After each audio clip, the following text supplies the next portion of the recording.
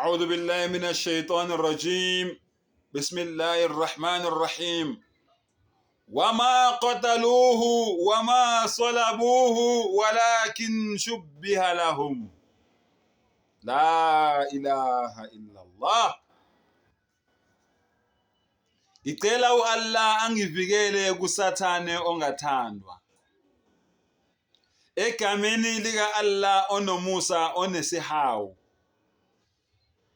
Abambulalanga, abambethelanga esiphambanweni. Kodwa umdali wabadoma, wababhayizisa, babona sengathi benze njalo. Phambi kwamehlabo babona sengathi benze njalo. Allahu Akbar. Lalela ke. uJesu wabethela esiphambanweni, uJesu wafa esiphambanweni, wale ngemthini zahlanzwa izono zami. Awulalelisise ke eAfrika. Mangithi mina ngizozama ngayo yonke indlela ukukubonisa ukuthi kudlaliwe ngawe.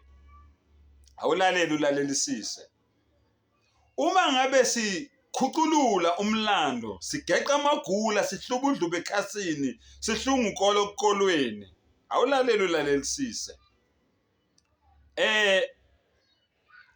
Umfundi wokuqala kaJesu okungubani?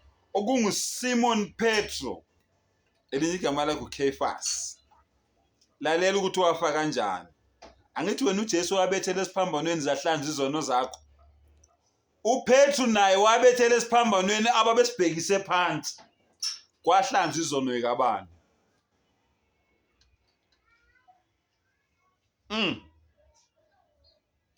uAndrea umfowabo. Allahu Akbar. uAndrea umfowabo bambulala naye. Umfowabo kaPetru bambulala naye, bamnquma njengoba banquma uJohane uMbhaphatisi.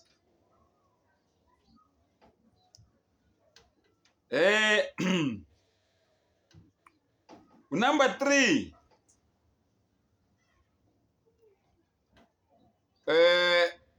uJohane ongumfowabo kaJakobe, amadodana kaZebedewu la omabili. uJohane washona a natural death. Kodwa umfowabo bamlengisa ikhanda libheke phansi.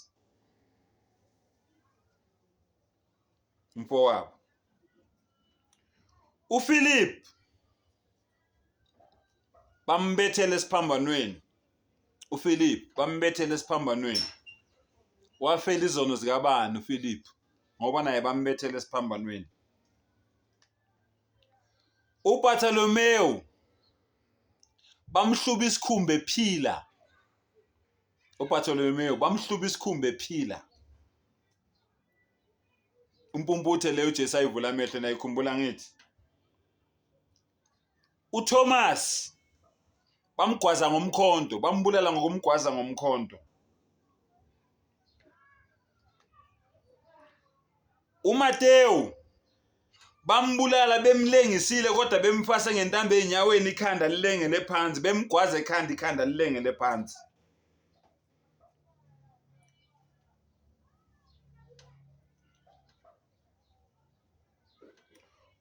uJakobe kaAlfewu, you were stoned to death. Bamkhanda ngamatshe waze wafa. uThadewu bambulala ngama-bows and arrows ngemcibisholo.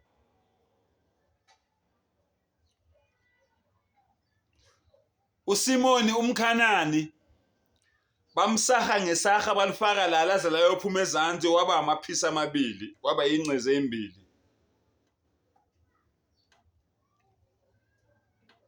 Bese kuba ubani?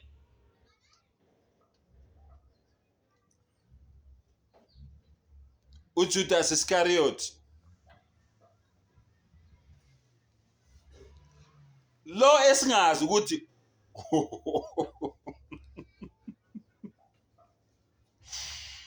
uJudas Iscariot asazi noma wayilengisa yini njengoba kushiwo lapha kuMateyu, noma njengoba kushiwo lapha kwizenzo washaya ngekhanda etsheni kwase kuyaphela.